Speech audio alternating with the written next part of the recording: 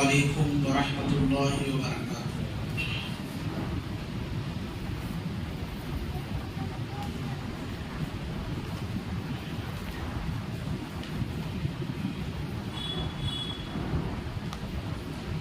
الحمد للہ رب العالمین والصلاة والسلام على سید المرسلین، اما بعد۔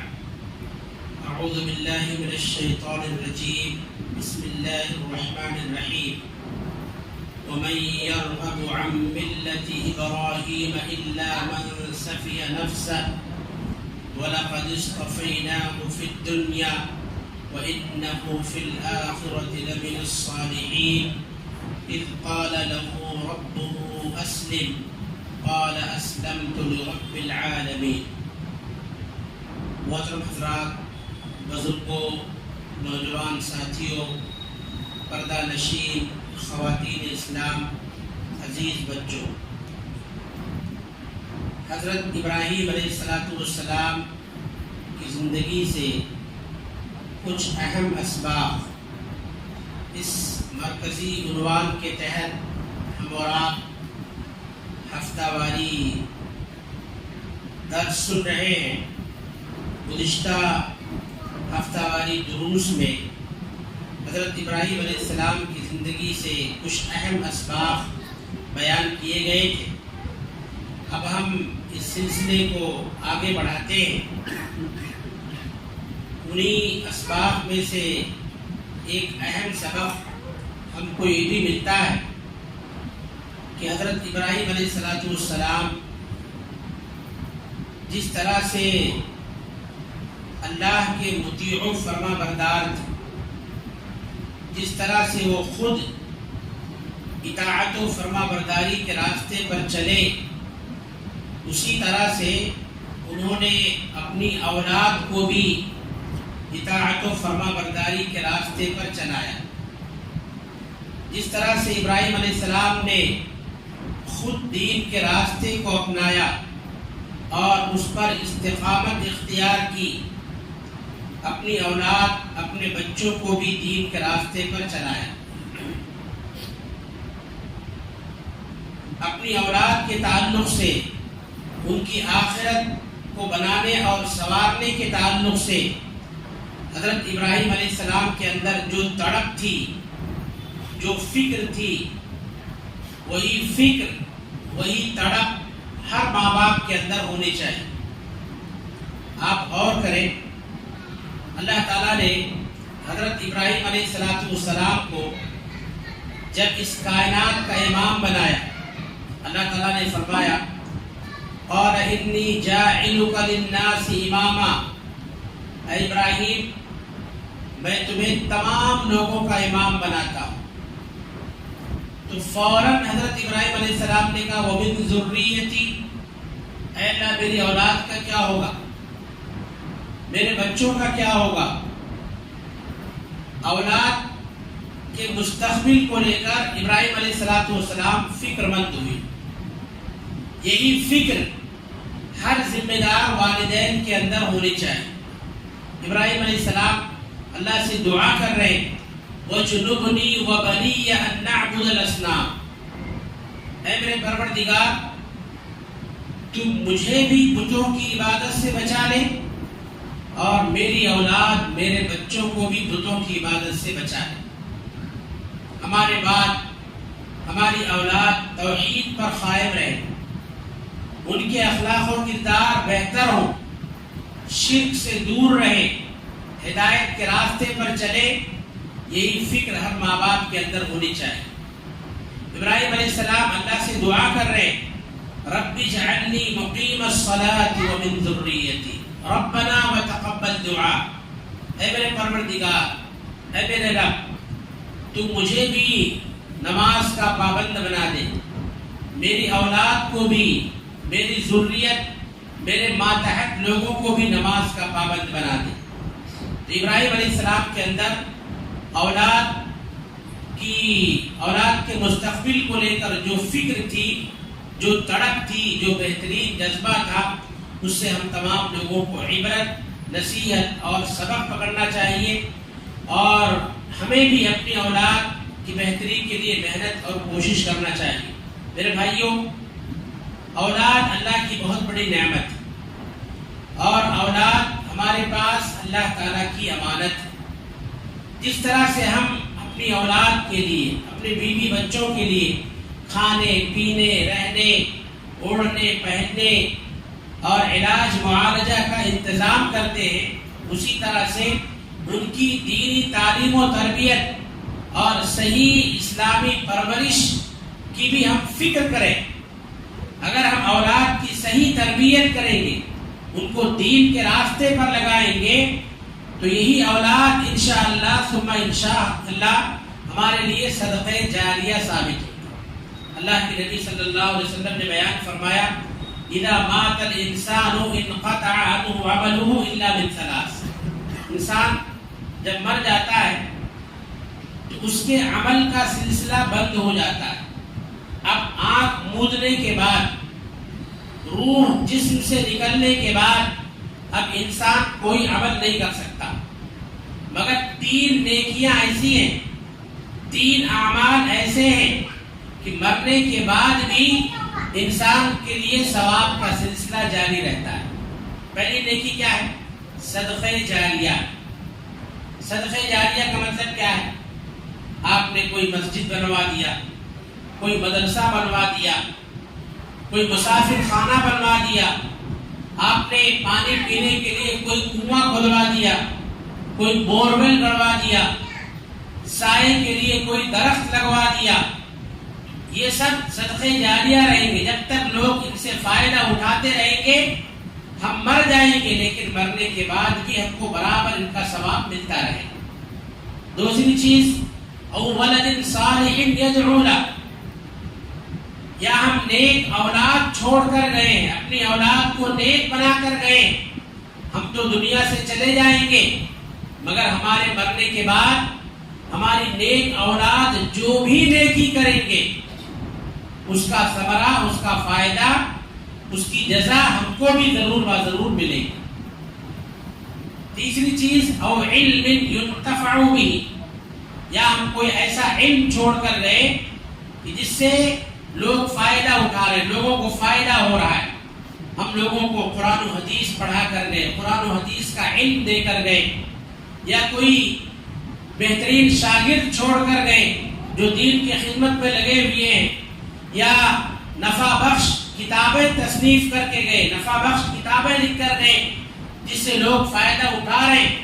جب تک لوگ اس سے فائدہ اٹھاتے رہیں گے، تب تک ہمیں اس کا ثواب برابر ملتا رہے گا۔ تو اولاد کو نیک بنانا، تبھی ہماری اولاد ہمارے آنکھوں کی ٹھنڈک ثابت ہوگی، دنیا میں بھی اور آخرت کے اندر بھی۔ تو حضرت ابراہیم خلیل اللہ علیہ السلام کے اندر اپنے بچوں کے مستقبل کے لیے جو تڑپ اور جو فکر تھی، ہر ذمہ دار والدین اور ہر ذمہ دار ماں باپ کے اندر وہی تڑپ اور وہی جذبہ ہونا چاہیے۔ جس طرح سے ہم بچوں کی دنیاوی مصلحت کا خیال کرتے ہیں، ان کے دنیاوی مفادات کا خیال کرتے ہیں، اسی طرح سے بچوں کے دینی مفادات کا، بلکہ اس سے زیادہ بچوں کے دینی مفادات کا خیال رکھیں، دینی مصلحت کا خیال رکھیں۔ آپ غور کریں، حضرت ابراہیم علیہ السلام اپنی بیوی ہاجرہ اور اپنے بیٹے اسماعیل علیہ السلام کو مکہ کی بیاب و گیار وادی میں چھوڑ کر آتے، ایسی جگہ جہاں نہ کوئی مونس و غمخوار ہے، نہ کوئی مددگار ہے، کوئی مخلوق وہاں نہیں بستی ہے، نہ چرند ہے نہ پرند ہے۔ اللہ نے فرمایا بواد غیر ذی زرع، ایسی سرزمین، ایسی وادی جو کھیتی باڑی والی اپجاؤ سرزمین نہیں تھی، ایسی جگہ پر ابراہیم علیہ السلام چھوڑ کر آتے، جہاں اسباب و وسائل نہیں، پانی کی فراوانی نہیں، غلہ اناج وغیرہ کی سہولت نہیں۔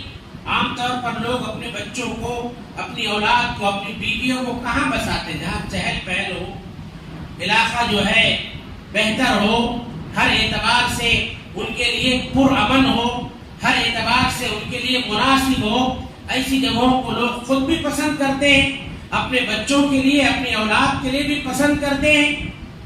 تو آج لوگوں کا معیار انتخاب کچھ اور ہے، مگر حضرت ابراہیم علیہ السلام کا معیار انتخاب یہ نہیں تھا۔ جب انہوں نے اپنی اولاد کو آباد کیا تو کیا کہا؟ ربنا لیقیموا الصلاۃ، اے ہمارے پروردگار، ہم یہاں چھوڑ کر جا رہے ہیں تاکہ یہ لوگ نماز قائم کریں۔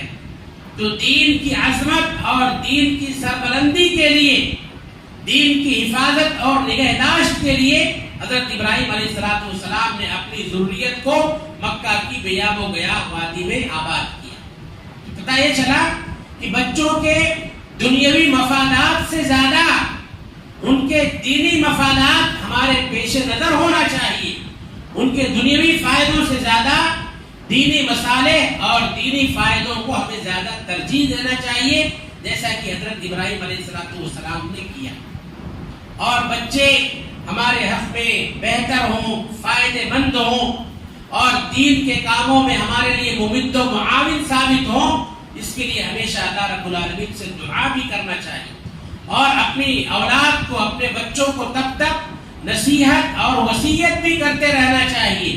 آپ دیکھیں آخری ایام میں ابراہیم علیہ السلام وصیت کر رہے ہیں، وَوَصَّى بِهَا إِبْرَاهِيمُ بَنِيهِ وَيَعْقُوبُ يَا بَنِيَّ إِنَّ اللَّهَ اصْطَفَىٰ لَكُمُ الدِّينَ، اے میرے بچوں، اے میری اولاد، اللہ نے تمہارے لیے دین کو منتخب کیا ہے، اللہ نے تمہارے لیے دین کو چن لیا ہے۔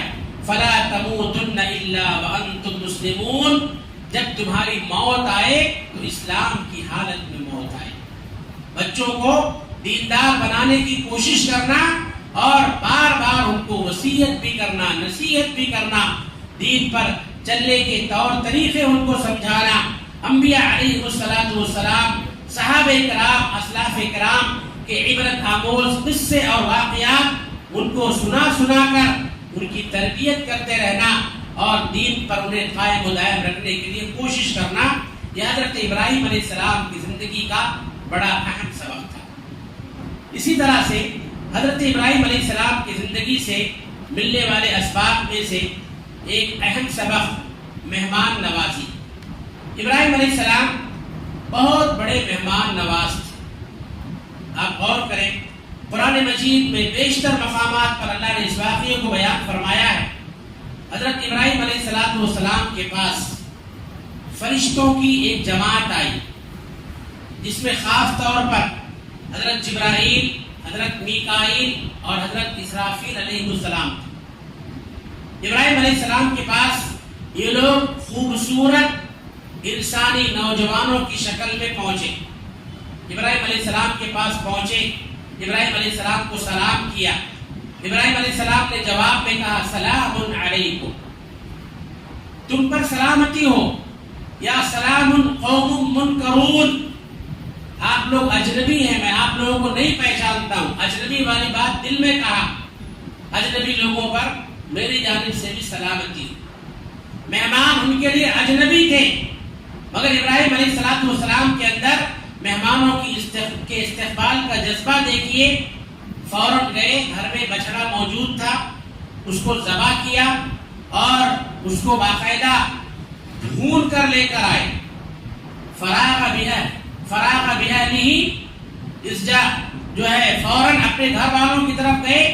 فَجَاءَ بِعِجْلٍ سَمِينٍ، بعض روایتوں میں بِعِجْلٍ حَنِيذٍ، ابراہیم علیہ السلام بھنا ہوا بچڑا، موٹا تازہ بھنا ہوا بچڑا لا کر مہمانوں کے سامنے حاضر کر دیا۔ مگر دیکھا کہ مہمان کھانے کی طرف ہاتھ نہیں بڑھا رہے۔ میں نے ان کے لیے اتنی کوشش کیا، اتنی تیاری کیا، مگر یہ کھانے کی طرف ہاتھ نہیں بڑھا رہے۔ یہاں ایک بات یہ معلوم ہوتی ہے، مفسرین نے لکھا ہے کہ آپ کے پاس مہمان آئے تو آپ کو اپنی طاقت کے حساب سے مہمانوں کا استقبال کرنا چاہیے۔ جو موجود ہو، جو ماحضر ہو، نیت آپ کی خالص ہو، اللہ کی رضا کے لیے مہمانوں کا استقبال کیجیے۔ ضرورت سے زیادہ تکلف میں مت پڑیے، جس سے بعد میں وہ چیز آپ کے لیے پریشانی کا باعث بن جائے۔ جو موجود ہو اسی سے مہمانوں کا استقبال کیجیے۔ ابراہیم علیہ السلام نے دیکھا کہ مہمانوں کے ہاتھ کھانے کی طرف نہیں بڑھ رہے ہیں۔ فلما رأى أيديهم لا تصل إليه، جب انہوں نے دیکھا ہاتھ نہیں بڑھ رہے، نکرہم، ان کو اچھا نہیں لگا. ابراہیم علیہ السلام گھبرا گئے. گھبرا کیوں گئے بھائی؟ اس دور میں یہ رواج تھا کہ آنے والا مہمان اگر کھانا نہیں کھاتا، ضیافت سے فائدہ نہیں اٹھاتا، تو میزبان کو ڈر شروع ہو جاتا کہ شاید مہمان اچھی نیت سے نہیں آیا ہے، کچھ گڑبڑ ہونے والی ہے، کچھ برا ہونے والا ہے. تو اس دور کے رواج کے حساب سے انسان ہونے کے ناطے حضرت ابراہیم علیہ السلام بھی گھبرا گئے، پریشان ہو گئے. اور ان کی پریشانی کو دیکھ کر فرشتے سمجھ گئے.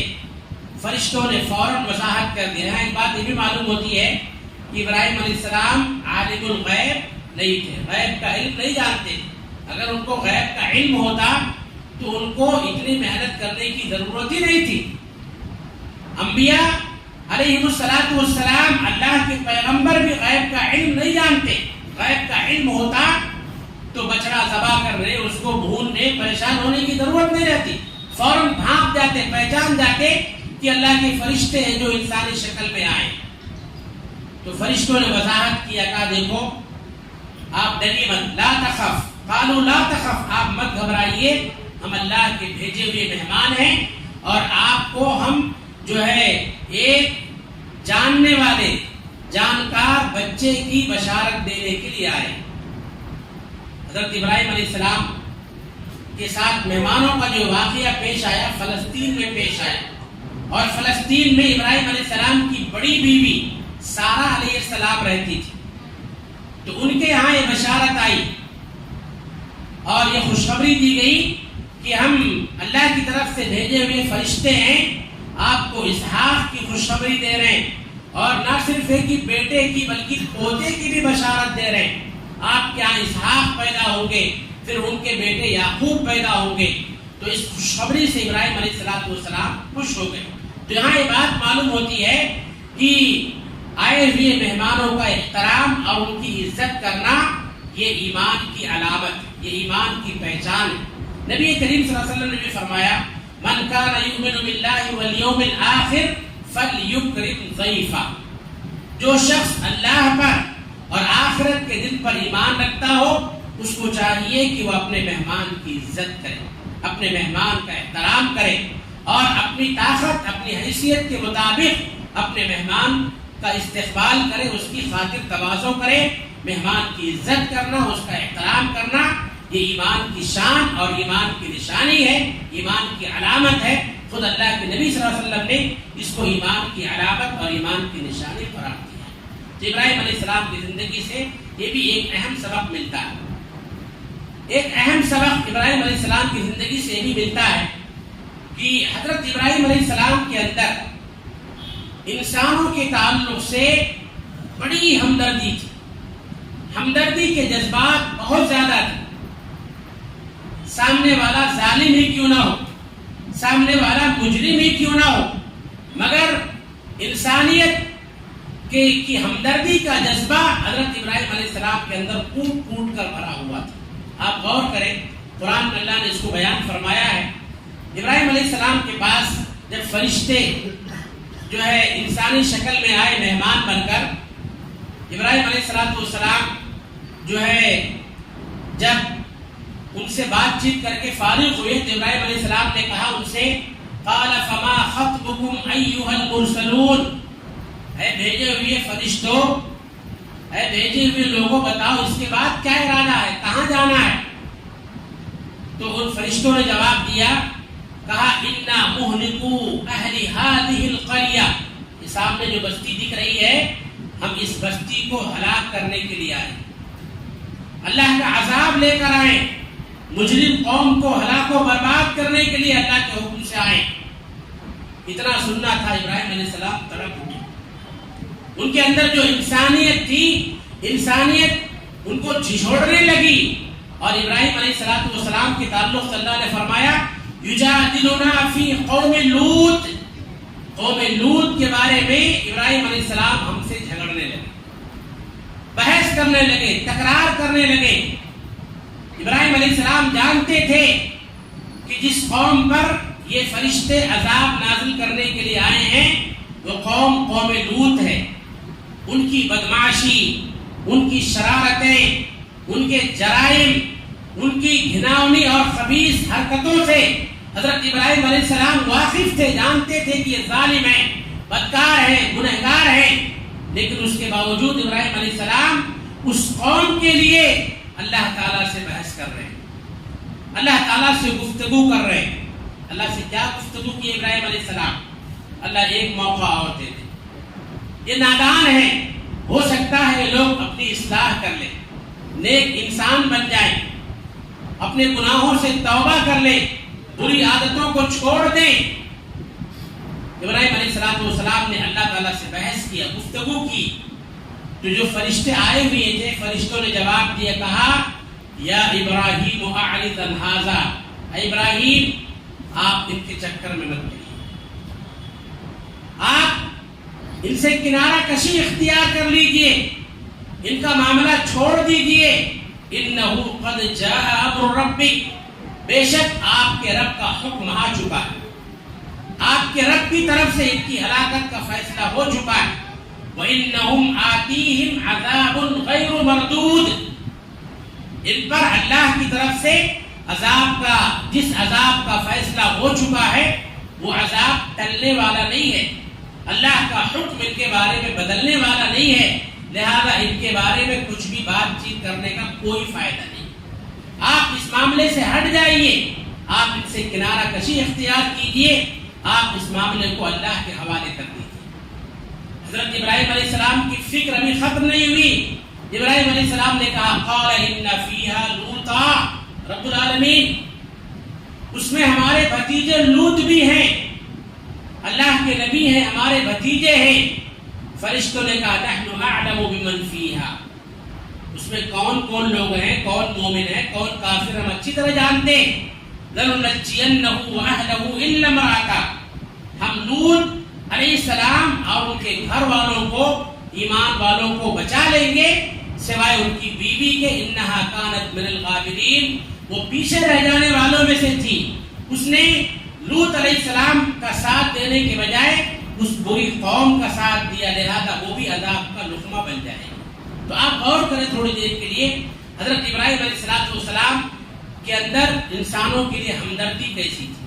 اللہ کے پیغمبر تھے، قوم کا جرم جانتے تھے، قوم کے گناہ سے واقف تھے، ان کی گھناؤنی اور خبیث حرکتوں سے واقف تھے کہ یہ سب کے سب ظالم ہیں، گنہگار ہیں، اللہ کے عذاب کا ان کے لیے فیصلہ ہو چکا ہے.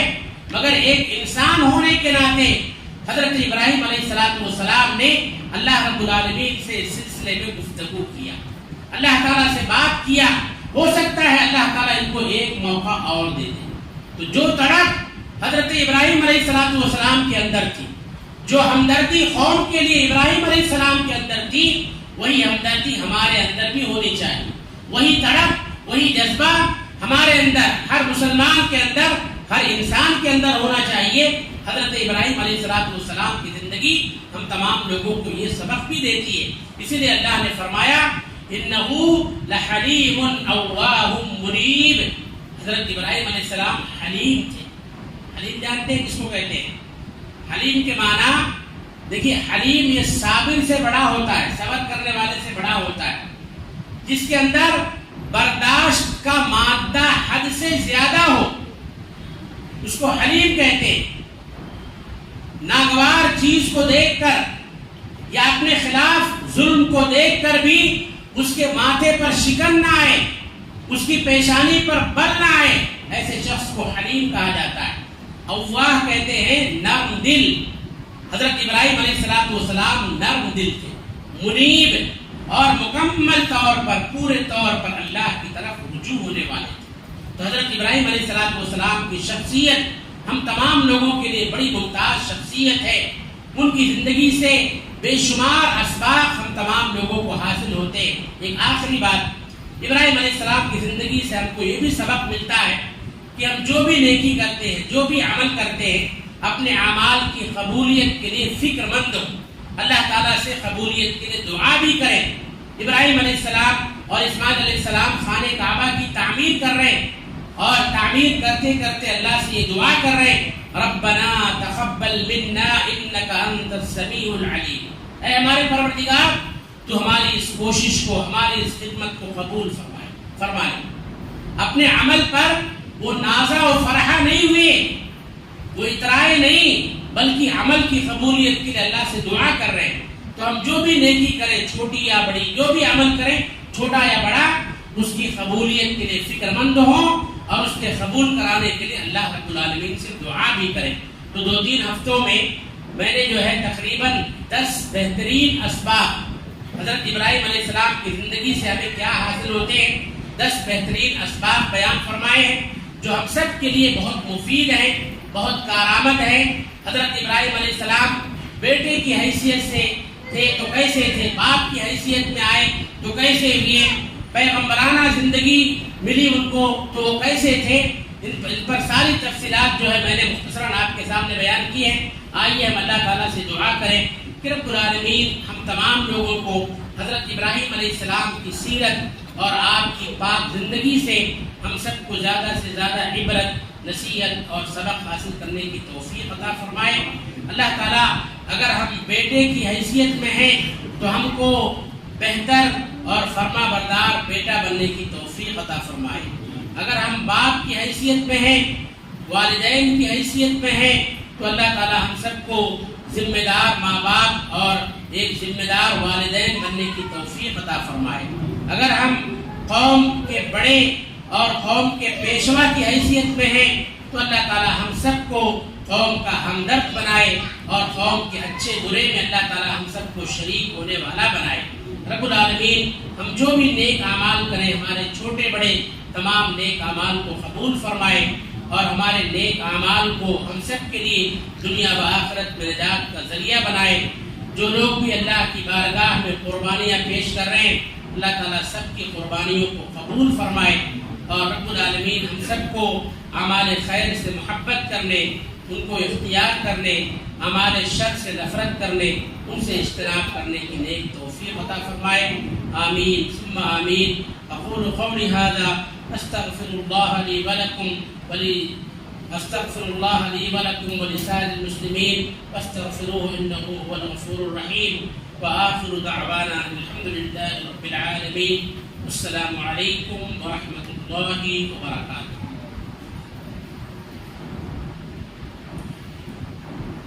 اللہ سے دعا ہے اللہ شخص کے ایمان میں، آن میں، مال میں برکت عطا فرمائے، اور اللہ سے دعا ہے اللہ ہمارے بیٹھنے کو قبول فرمائے۔ اسی کے ساتھ مجلس اختتام پر پہنچتی ہے۔ سبحانک اللہم و بحمدک اشہد ان لا الہ الا انت استغفرک و اتوب الیک۔